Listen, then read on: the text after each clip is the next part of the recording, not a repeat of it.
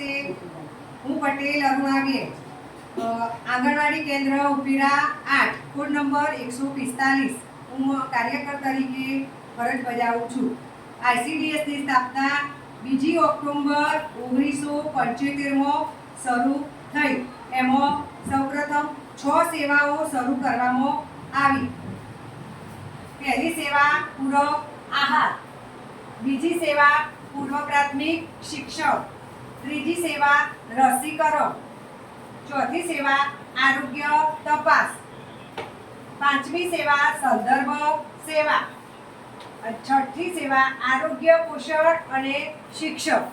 આપણા આંગણવાડીના લાભાર્થી વિશે કહું તો આંગણવાડીના લાભાર્થીમાં સૌપ્રથમ કિશોરી,